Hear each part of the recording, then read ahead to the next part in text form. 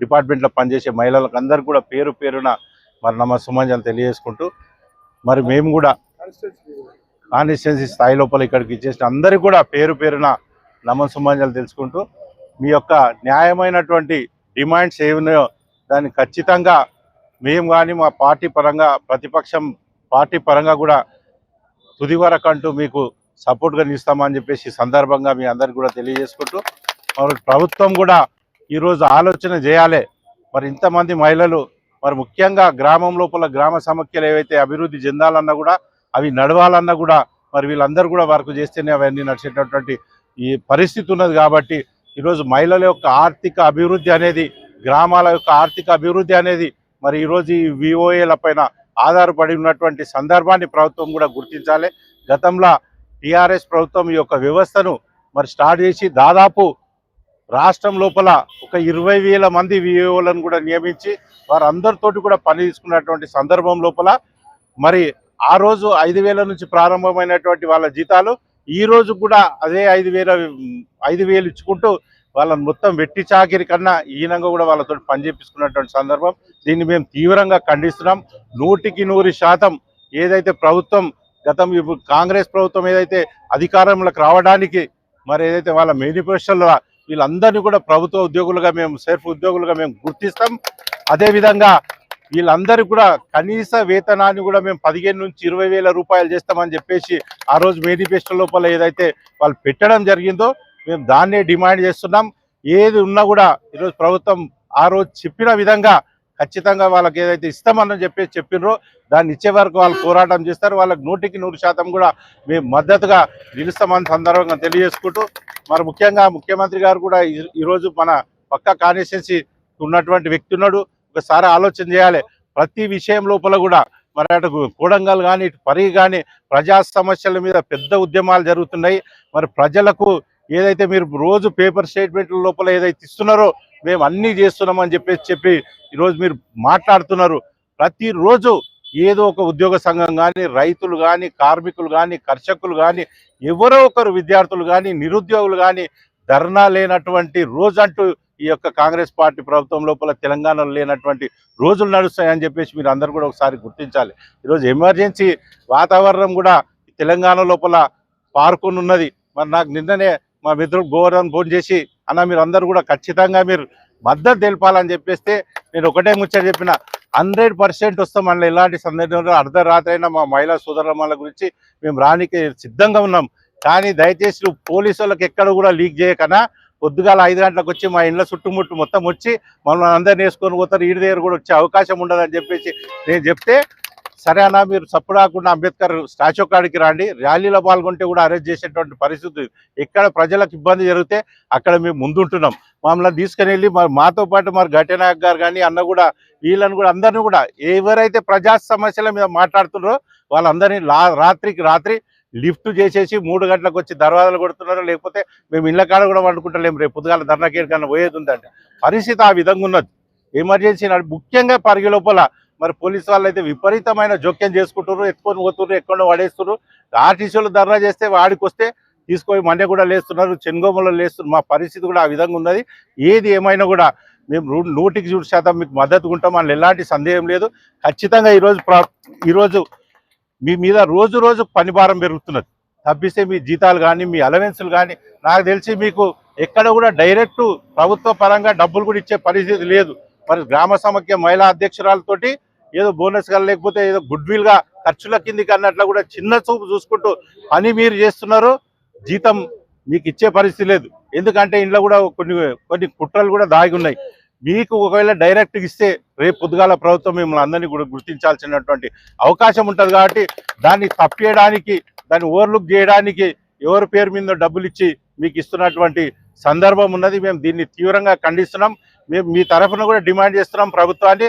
ఖచ్చితంగా ఒక ప్రభుత్వ ఉద్యోగికి ఏవైతే అలవెన్సులు వర్తిస్తాయో ఇన్సూరెన్స్ కానీ హెల్త్ ఇన్సూరెన్స్ కానీ లేకపోతే బెనిఫిట్స్ కానీ ఏవైతే ఉంటాయో ఖచ్చితంగా కూడా మీకు చెల్లించాలని చెప్పేసి ఈ సందర్భంగా ప్రభుత్వాన్ని డిమాండ్ చేస్తున్నాం.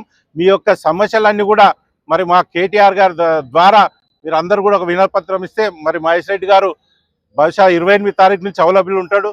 ఖచ్చితంగా అప్పటి దగ్గర మీ కార్యక్రమం ఉంటే ఓ రోజు మీ దగ్గర తీసుకొని వస్తాం, తప్పకుండా ఆయన పాల్గొంటాడు.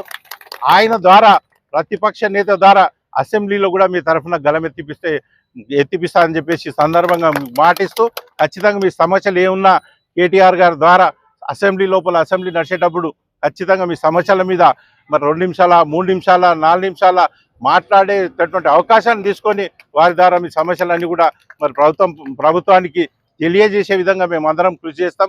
ఇప్పటికైనా కూడా ఈ ప్రభుత్వం కళ్ళు తెరవాలి. మరి రేవంత్ రెడ్డి గారు ఎన్ని మాటలు చెప్పినట్టే మన అందరికీ కూడా తెలుసు.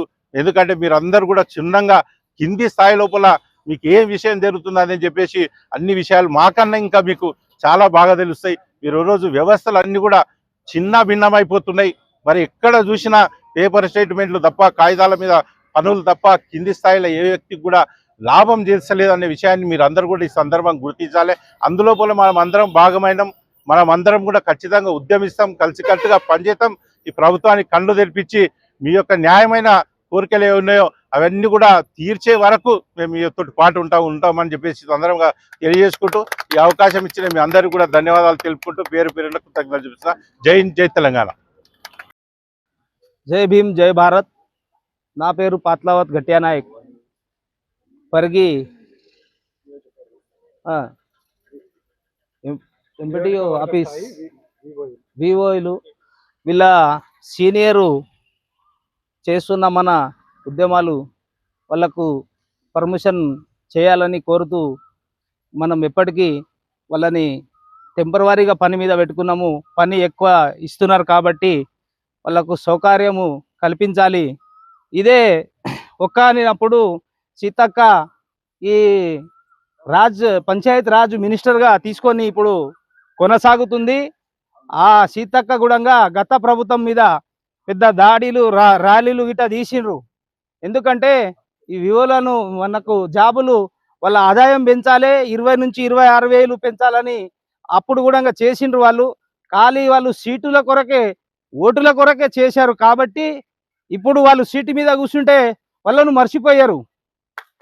గతంలో కూడా రేవంత్ రెడ్డి గారు సీఎం అయ్యిండు. అప్పుడు కూడా ఆయన కూడా ప్రతి ఊళ్ళలో పోయి ధర్నాలు చేశాడు.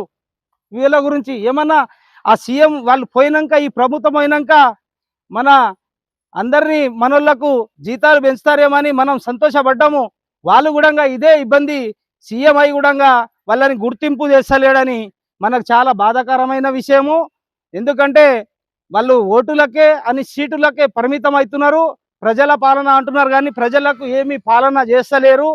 ఉత్తగా ఆ గవర్నమెంటు పబ్లిక్ని తీసుకొని ప్రజల పాలన అని తిరుగుతున్నారు.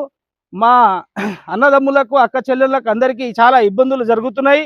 వాళ్ళని ఎంబడే తక్షణమే గవర్నమెంటు దీన్ని క్యాబినెట్లో గుర్తించి వాళ్ళను గవర్నమెంటు పర్మనెంట్గా జాబు పొందాలి. మనోళ్లకు 20 నుంచి 26 వేలు అంటున్నారు. 30 వేలు ఇచ్చినా తక్కువనే. ఎందుకంటే ఎండ అనక వాన అనక రైలు రప్పలనక ఉరుకుతారు. వాళ్లకు ఖాళీ నామకరణ మాత్రమే పెట్టారు. ఇది చాలా దురదృష్టం చేస్తున్నారు వాళ్ళతోని.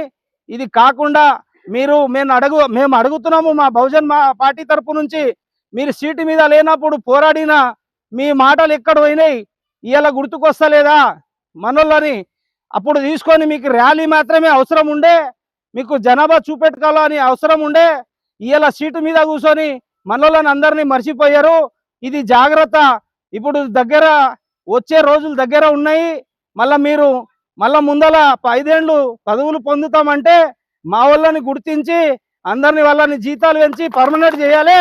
లేదంటే మేము మీకు వచ్చే ఇంకా 2-3 ఏళ్లలో మీ బుద్ధి చెప్పి మీకు ఇంటికి పంపించే టైం దగ్గరకు వస్తున్నది. ఇప్పుడు లేనప్పుడు రేవంత్ రెడ్డి గారు సీఎం అయ్యాడు కదా, మరి ఎందుకు చేస్తలేడు? నేను అప్పుడు చేస్తా అన్నాడు. అంటే ఒక ప్రభుత్వంని బ్లేమ్ చేయాలి కాబట్టి ఏదో చెప్పి సీటు మీద కూర్చునికే చేశారు. మీరు జాగ్రత్తగా వినండి. అందరం కట్టుకలిసి మీతో పాటు మేము ఎప్పటికీ ఉంటాము. మీకు ఏం సహాయ సహకారాలు కావాలనో మేము చేస్తాము. మేము పదవిలో లేకున్నా ఉన్నా మేము ప్రజల పక్షాన్ని కొట్లాడతాము. ఉత్త మాటలు చెప్పేటోళ్ళం కాదు.